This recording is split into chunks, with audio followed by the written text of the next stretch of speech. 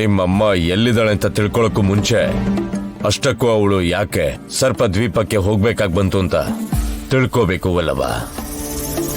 ಇದೇನಿದು ನಿಮಗ್ ಗೊತ್ತಿಲ್ದಿರೋ ಹಾಗೆ ನನ್ ಕೇಳ್ತಿದ್ದೀರಾ? ನಿನಗ್ ಗೊತ್ತಿಲ್ವಾ? ನನ್ಗೆ ಗೊತ್ತಿಲ್ಲ ಸ್ವಾಮಿ. ಅಲ್ಲಿಗೆ ಹೋಗದೆ ಇದ್ರೆ ನಮ್ಮ ಮಾಮ್ಗೆ ಸಾವಿನ ಅಪಾಯ ಹೋಗಲ್ಲ ಅಂದಿದ್ರಿ ಅಲ್ವಾ? ಆ ಜಾಗಕ್ಕೆ ಹೋದ್ರೆ ಪ್ರಾಣ ಹೋಗತ್ತೆ ಅಂತ ಅದನ್ನ ಯಾರು ಹೇಳಿಲ್ವಾ? ಇದೇನ್ ಸ್ವಾಮಿ ಮಾತ್ ಬದಲಾಯಿಸ್ತಾ ಇದ್ದೀರಲ್ಲ? ಯಾರ ಮಾತನ್ನ ನಂಬಿ ನೀನು ನಿಮ್ಮಮ್ಮನ್ನ ಕಳಿಸ್ಕೊಟ್ಟೆ? ಮಾಯಾವಿ ಹುಡುಗಿ ಮಾತ್ ನಂಬೇಡಿ ಅಂತ ಬಡ್ಕೊಂಡೆ. ನನ್ ಮಾತ್ ಕೇಳಿದ್ರಾ? ಅವಳ ಜೊತೆ ಗಾಯತ್ರಿ ಪುಟ್ಟಿನೂ ಹೋಗಿದ್ದಾಳೆ ಅಂತಂದ್ರೆ ಅದಕ್ಕಿಂತ ದೊಡ್ಡ ಮೃತ್ಯು ಯಾವ್ದಿದೆ ಅಂತ ಹೇಳು.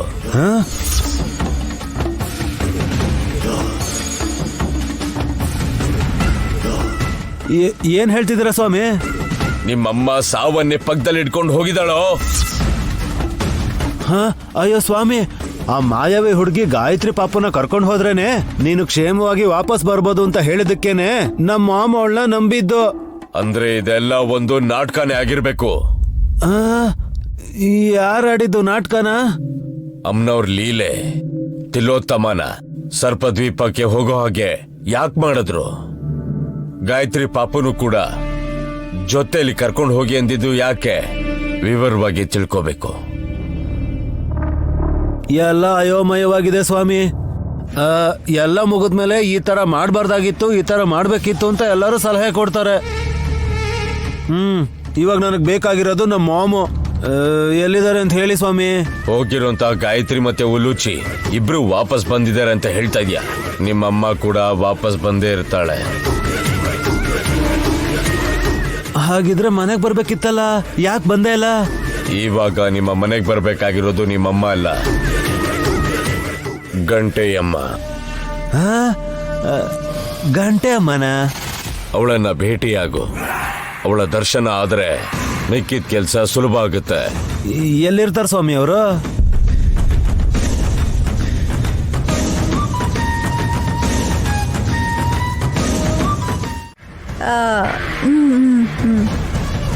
ಮರಿ ಅಂತ ನೀನೇ ಹೇಳಿದ್ಯಲ್ಲ ಅಕ್ಕ. ಯಾಕಂದ್ರೆ ಹುಲಿ ಮರಿ ಜೊತೆ ನಾವು ಆರಾಮಾಗಿ ಆಟ ಆಡ್ಕೋಬಹುದು. ಯಾಕಂದ್ರೆ ಅವು ಚಿಕ್ಕದಾಗಿರೋದ್ರಿಂದ.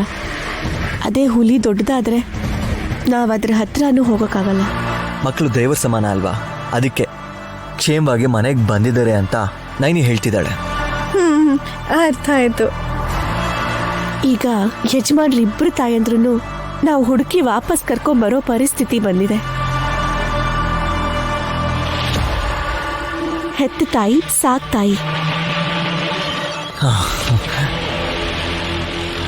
ವಿಶಾಲ್ ಹೆತ್ತ ತಾಯಿ ಇವಾಗ ನೀನು ನೈನಿ. ಪುನರ್ಜನ್ಮ ಪಡೆದಿರೋ ಗಾಯತ್ರಿ ಅತ್ತೆನಾ, ಈ ಜನ್ಮದಲ್ಲಿ ಏನಾದ್ರು ಅಂತ ಗೊತ್ತಿಲ್ಲದೆ ಇರೋ ತಿಲೋತ್ತಮ ಅತ್ತೆನಾ, ಇಬ್ರನ್ನೂ ಹುಡುಕ್ಬೇಕು ನಾವು. ಅತ್ತೆ ದಾರಿ ತಪ್ಪಿದ್ದಾರೆ ಅಂತ ವಿಶಾಲಾಕ್ಷಿ ಹೇಳಿದ್ಲು. ಆದ್ರೆ ಇದ್ರಲ್ಲಿ ಅರ್ಥ ಇನ್ನೇನೋ ಇರಬೇಕು ಅನ್ನಿಸ್ತಿದೆ. ನೀವು ಕೂಡ ಯೋಚನೆ ಮಾಡಿ.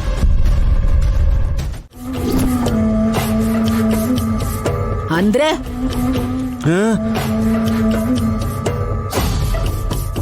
ಮಾಮ್ ಅಂದ್ರೆ ನಮ್ಮಮ್ಮ.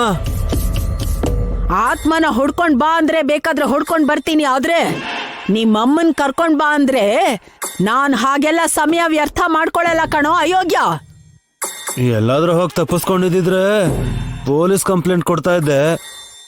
ಆದ್ರೆ ನಮ್ಮ ಮಾಮ್ ಹೋಗಿರೋದು ಸರ್ಪದ್ವೀಪಕ್ಕೆ. ಸರ್ಪದ್ವೀಪಕ್ಕ?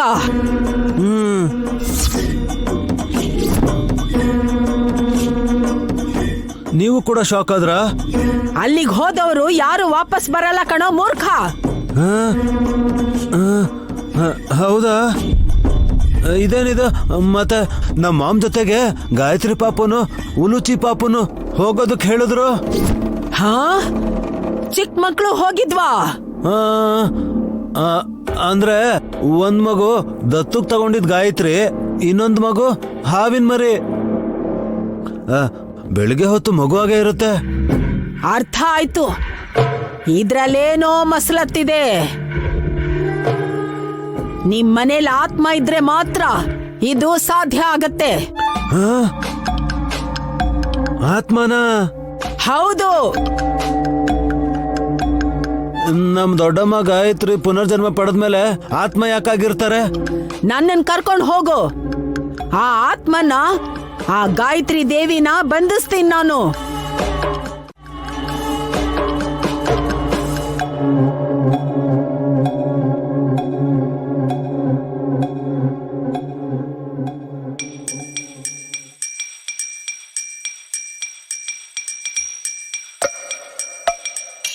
ನೈನಿ, ಈ ತರ ಚಿಕ್ಕ ಚಿಕ್ಕ ಕೆಲ್ಸ ಆದ್ರೂ ನಮಗೆ ಹೇಳ್ಬೋದಲ್ವಾ?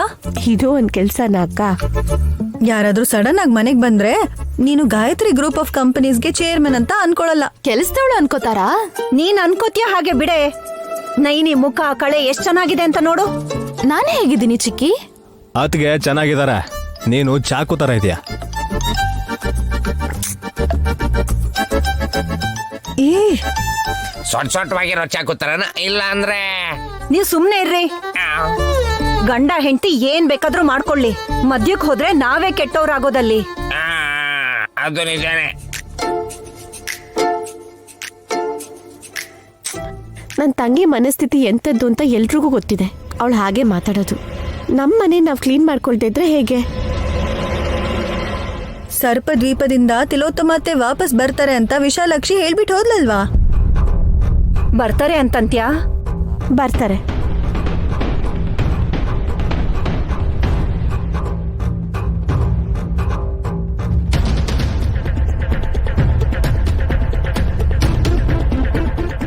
ನಿಲ್ಸು. ಒಳಗ್ ಹೋಗೋಣಮ್ಮ.